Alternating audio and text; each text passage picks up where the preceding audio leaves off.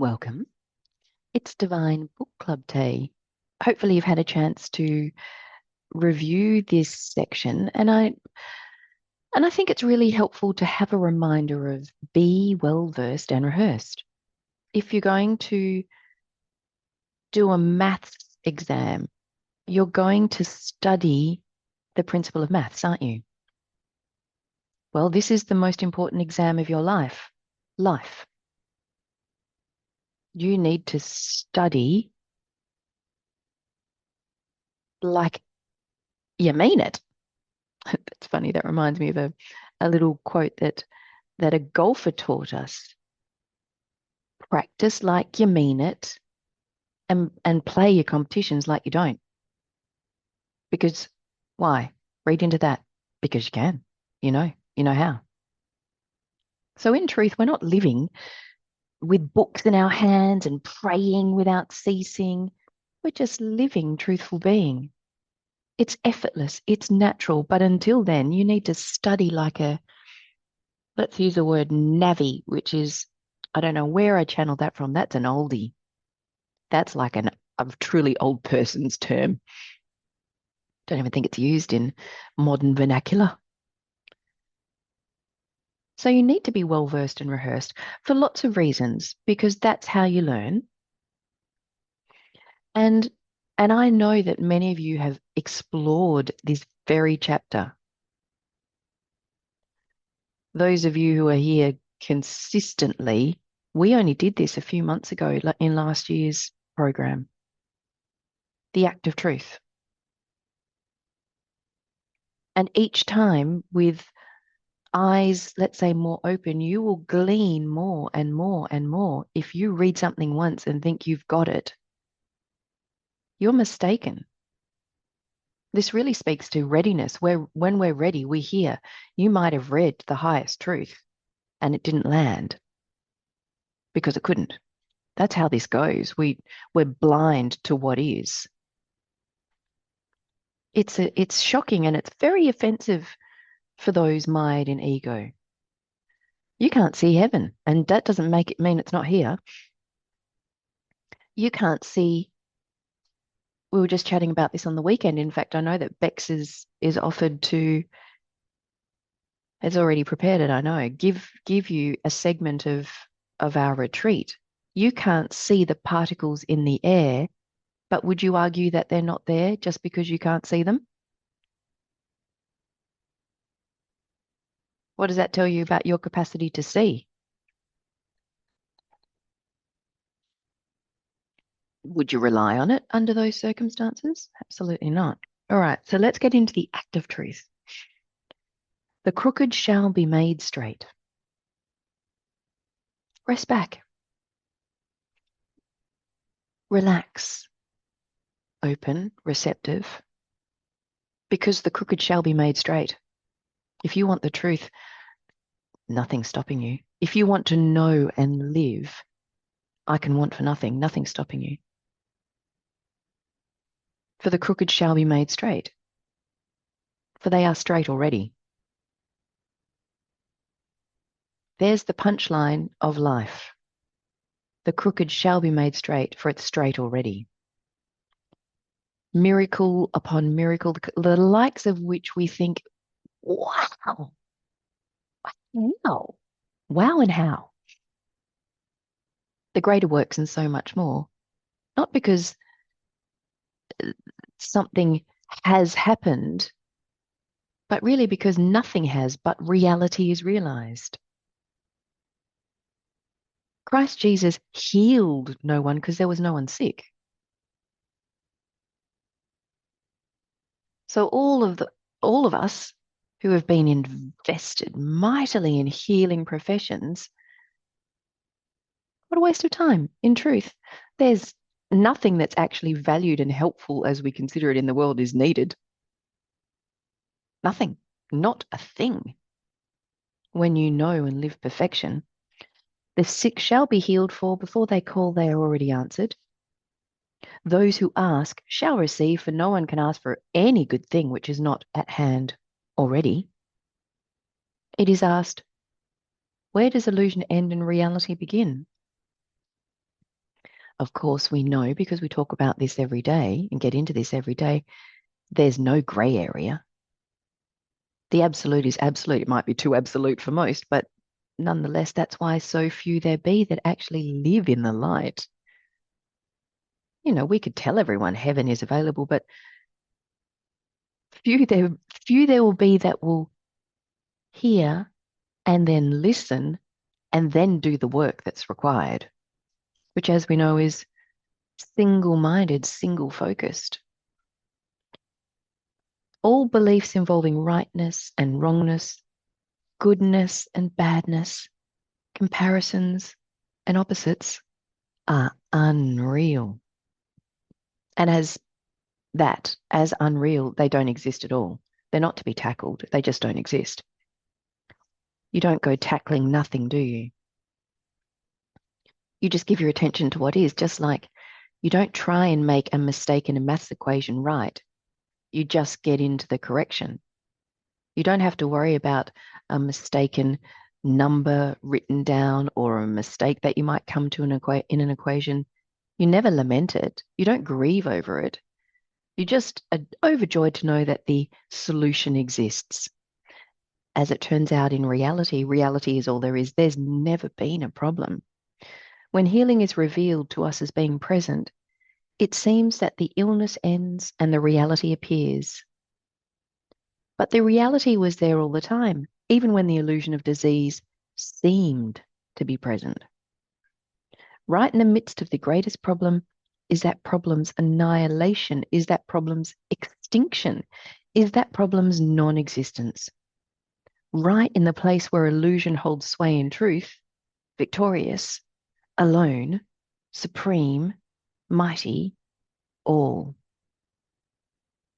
Harmony, beauty, love, unspoilable, unchangeable, and immortal goodness, life, and intelligence constitute perfect man, the God being, spirit. There's not man, physical blobness, and God. There's just one. We can all know this. And in knowing this, we live in perfection. Eternal man is never in a mortal world, never in a world of illusion, but is always at the standpoint of understanding, always knowing the allness of truth and the nothingness of a so-called material or dream world, and always experiencing that understanding. The perfect universe is the expression of divine mind and divine ideas. Anything that we see in this world which shows forth beauty and harmony and delivers joy and satisfaction has its substance in truth and is forever existence. Is forever existent, is forever life expressed as life. But anything in this world that is not good and lovely, we may be sure has absolutely no life, no reality, no substance back of it, and so is purely delusion, deception, non-existent. Everything that is real and true, that is good and desirable, is what is called in the Bible the creation of God, and is not a mental or dream creation, but is the actual true universe. This creation of God is not originated, but is the eternal identity of spirit. It is not the way one looks at a thing that makes it the way it is. For the way it is immovable. And we might add here that the way we think it is mistaken. It doesn't matter how you think you see, it's mistaken as person. There's not good or bad. As we heard a little bit earlier, there's no right and wrong, good or bad. Preferable, unpreferable, comparisons and opposites. That's just nothing at all. We have to get over that monumental arrogance of absolutely nothing. God is all. One may dream at night of using a telephone, for instance, may take the instrument in his hand to use it, and to him it may seem broken or out of order. Yet he's not actually using the instrument, but he's using only a symbol of it, using his belief of it, for the actual telephone does not exist in the dream world in which he is in belief, but exists in this world. Likewise, when we look at trees and flowers, sun, stars, and ocean in this world, if we see falling leaves and dying flowers, if we see an ocean that tortures and kills, if we have leaders of countries, if we have inequality and division, if we have war, we may be sure that we are not seeing life face to face. We're just completely mistaken. Isn't that good news? But we are seeing as if in a dream, as if through a mist or veil. We're not seeing the ocean as it actually is in the perfect world, but we're seeing a symbol of this ocean as in a dream. We're seeing our belief of it. Now, as we know, we don't tackle belief because belief is nothing. We don't go and take decades worth of personal growth seminars and integral theory and figure out our beliefs and try and understand what we think we see. That's like trying to make a maths mistake right. It's nothing. It was never anything. The truth sets you free, and only the truth sets you free. The beauty and joy of the ocean, flowers, and trees are real and true, but the changing, the painful, the hurting, the discordant conditions that we seem to see are not true, but are altogether deception, illusion, nothing, not something, nothing.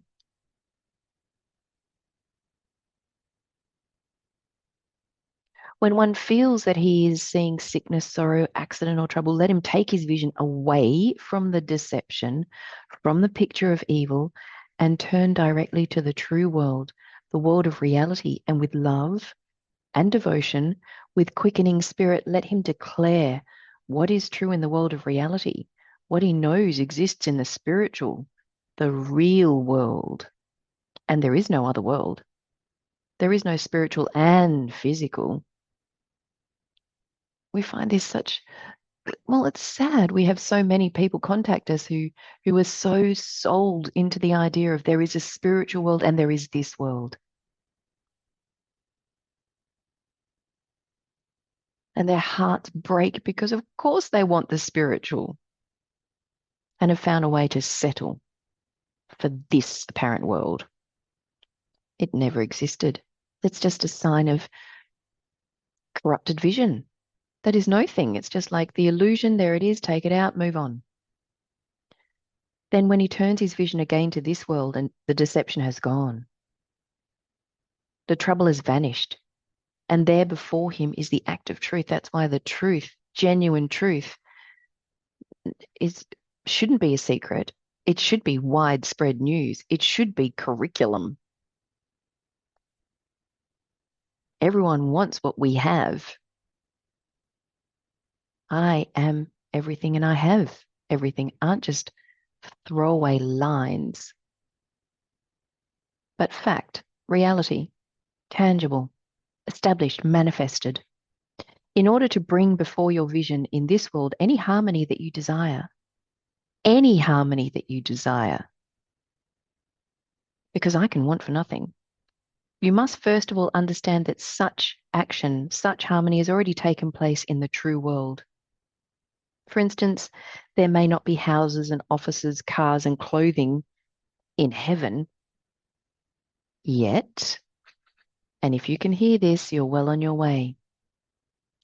All such things simply symbolize or dramatize abundance, joy, satisfaction in the spiritual world.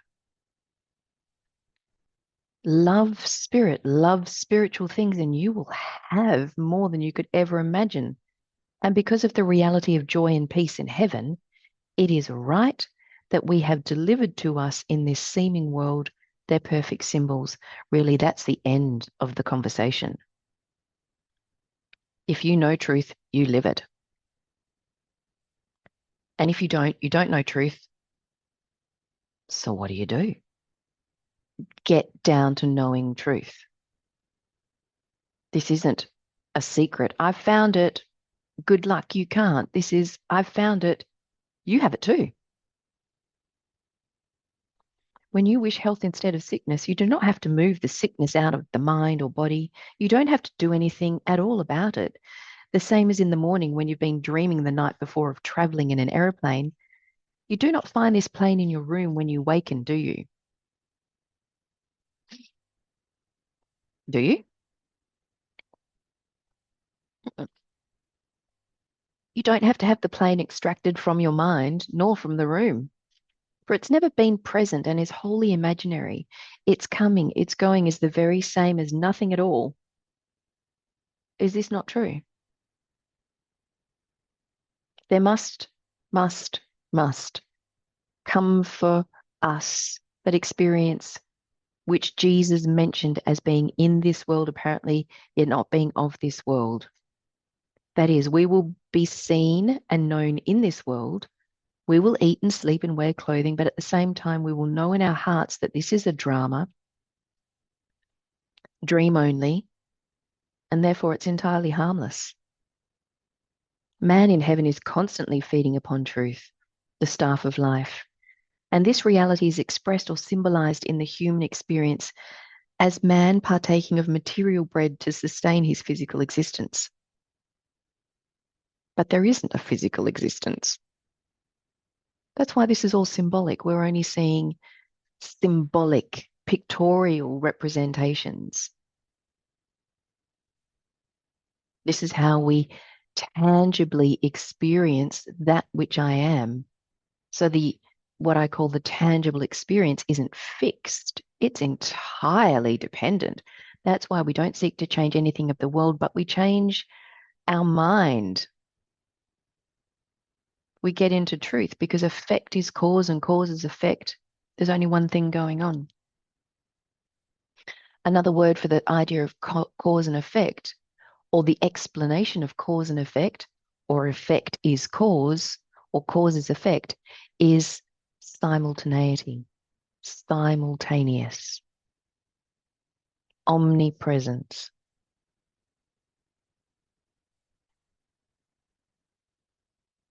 Now, if man in the human experience suffering because of, gosh, anything, foods he might have eaten, if he will turn to the spiritual world of spiritual ideas, in other words, reality, and know that in reality man is forever sustained by truth, true ideas of which food are but symbols, and if he will understand the principle, another way to say that might be believe the promise that you can want for nothing, perfection is reality.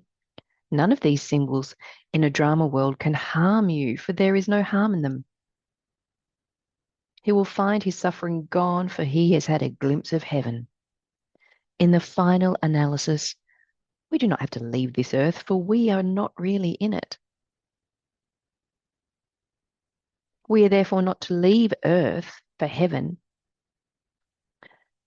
as has been the popular belief for ages past. We don't die into heaven. What would be the motivation to stick around? But we are to understand the word, thy kingdom come on earth. That's the word. The kingdom of truth is to be recognized as here on earth. For the earth shall be filled with the knowledge of the Lord as the waters cover the sea. The earth of birth, change, sickness, sin, and death shall disappear entirely, because it was only ever of belief, and belief has no existence, and instead shall be seen and known as the heaven which is here, actually at hand, and in which we are now actually living. Anyone can know this. The former things pass away, gone, replaced. There's not a void of nothingness. There is heaven's reality of completeness and fullness and wholeness. That's reality. Like the most glorious smorgasbord that you can taste anything of at any time. While we are still on earth in belief, there will come for us the illumination that we are in the kingdom of heaven only when we are ready to give up the game of pretending to be something I'm not. It's available to everyone right this minute. The world is already over. It's like some are just a little bit too cozy, snuggled up, dreaming the dream of being person and actually denying wholeness and completeness. The practice of healing is not an art, nor is healing dependent upon one's spirituality. There is nothing to be done by one to do, one to cause him to be more spiritual. One does not have to do anything to be what he already is. But man is to see the nothingness of personality, personal goodness or personal badness, and is to see himself as he is to live in truth, be truth to know truth, and there is no other way. Man is not to be delivered by any means or methods, but man is to be delivered by truth. The external and the internal means are not sufficient to bring emancipation on earth. There are no means needed to help man, so man should not look for a method of deliverance. Did you hear that? There's no fix for nothing, only that which is can deliver man. That's another way of expressing that it's the truth that sets you free because you're already free. You just were pretending that you weren't. Such is the message of truth. Now, students will wander from one teacher to another teacher, from one book to another book, until they reach that teacher or book which satisfies them, which strips the scales from their eyes. Then they continue to study for the joy of it and to feed upon the bread of life. What are the demands of truth? Does it ask you to be educated in college? Does it require that one dress or eat or pray after a certain fashion? No. Truth demands our love, our recognition, our acceptance.